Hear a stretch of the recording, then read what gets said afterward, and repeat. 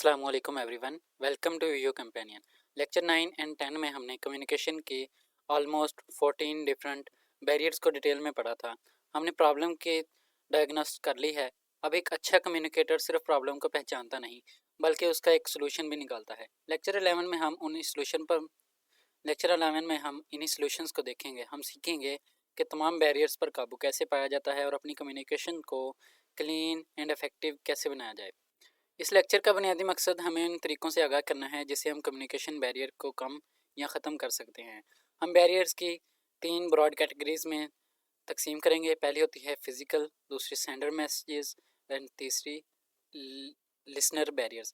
हम एक ग्राफ की मदद से समझेंगे कि इनमें से कौन से बैरियर्स की आइडेंटिफाई और कम करना आसान है और कौन से मुश्किल। इसके बाद हम और कैटेगरीज़ के बैरियर्स और उन्हें ओवरकम करने के ज़िम्मेदार शख्स पर तफसील से बात करेंगे। तो पहला टॉपिक है 3 broad categories of barriers. Lecture में दिए गए ग्राफ से हम कम्युनिकेशन बैरियर्स की 3 डिफरेंट टाइप्स समझ सकते हैं, जिसमें पहली है फिजिकल बैरियर।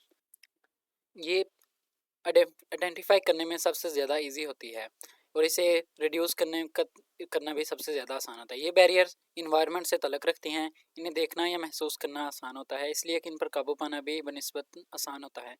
इसके एग्जांपल में हम देखें तो शोर, कम रोशनी या बहुत ज़्यादा गर्मी या बहुत ज़्यादा सर्दी। इसमें नेक्स्ट हमारे पास होते हैं सेंडर बैरियर्स, यानी भेजने वाले की रुकावटें। इसको आइडेंटिफाई करना मुश्किल होता है और इसको कम करना भी मुश्किल होता है। ये बैरियर्स सेंडर के मैसेज को बनाने के अंदाज़ को और उसके अल्फाज का इंतखाब या उसके एजम्पशंस से पैदा होती हैं। इन्हें पहचानना थोड़ा मुश्किल होता है। नंबर 3 पर होते हैं लिसनर्स बैरियर्स, यानी सुनने वाले की रुकावटें। इनको आइडेंटिफाई करना डिफ़िकल्ट होता है, यानी सबसे ज़्यादा मुश्किल इनको आइडेंटिफाई करना होता है और रिड्यूस करना भी सबसे ज़्यादा मुश्किल होता है। ये बैरियर्स सुनने वाले के जहन और उसके एटीट्यूड्स और प्रेजुडिसेस और जज्बात से तल्लुक़ रखती हैं। क्योंकि ये इंटरनल होती हैं, इसलिए इन्हें पता लगाना और इन्हें दूर करना सबसे बड़ा चैलेंज होता है। अभी हम फिज़िकल बैरियर्स को डिटेल में देखें तो noise, hearing loss, uncomfortable temperature, distractions, danger. ये बैरियर्स न्यूट्रल होती हैं, यानी ना सेंडर की गलती होती है और ना ही रिसीवर की। इन्हें पहचानना आसान है, इसके लिए किसी भी सेंडर या रिसीवर दोनों में बात कर सकता है और बिना किसी ईगो के।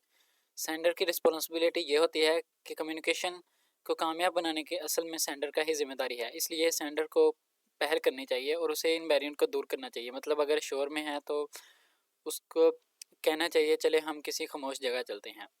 अभी हम सेंडर मैसेज बैरियर्स देखें तो unclear purpose, assuming listeners know everything, using jargon, talking too much, beating around the bush. Lecture number 9 और 10 की बहुत सी बैरियर्स कैटेगरी में आती हैं। इनकी जिम्मेदारी साफ तौर पर सेंडर पर आती है।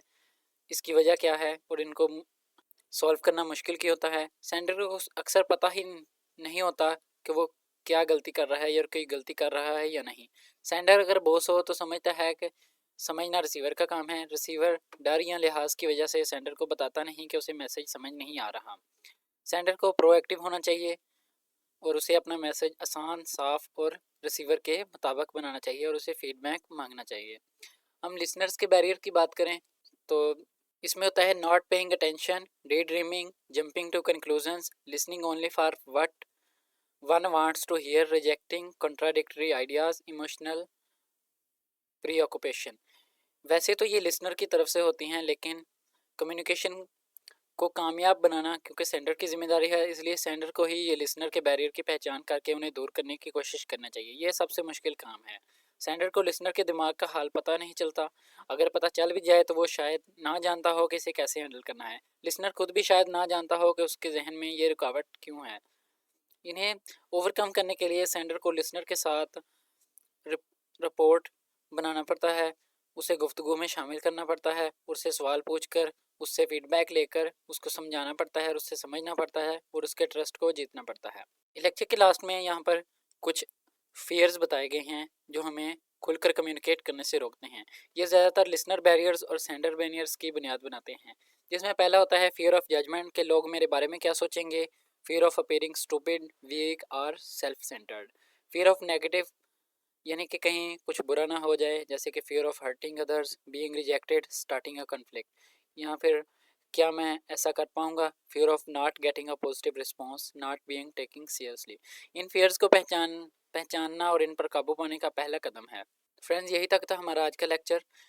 इस लेक्चर में हमने कम्युनिकेशन बैरियर्स पर काबू पाने के तरीके सीखे। हमने बैरियर को 3 कैटेगरी में बांटा, जिसमें फिजिकल, सेंडर और लिसनर। ग्राफ से हमने देखा कि फिजिकल बैरियर्स को पहचानना और दूर करना सबसे आसान होता है, जबकि लिसनर बैरियर्स सबसे मुश्किल हैं। हमने एक बहुत ही अहम रूल सीखा कि चाहे बैरियर कोई भी हो, कम्युनिकेशन को कामयाब बनाना हमेशा सेंडर की ही बुनियादी जिम्मेदारी होती है, इसलिए ब्लेम हमेशा सेंडर पर ही आता है। आखिर में हमने उन पर्सनल फियर्स को देखा जो हमें खुलकर बात करने से रोकते हैं। तो स्टूडेंट्स, आप सबके लिए क्वेश्चन है कि हैंड आउट के आखिर में दिए गए फियर्स की लिस्ट में से कौन सा फियर आपको लगता है कि स्टूडेंट को क्लास में सवाल पूछने से सबसे ज़्यादा रोकता है। अपना जवाब कमेंट्स में ज़रूर दीजिएगा।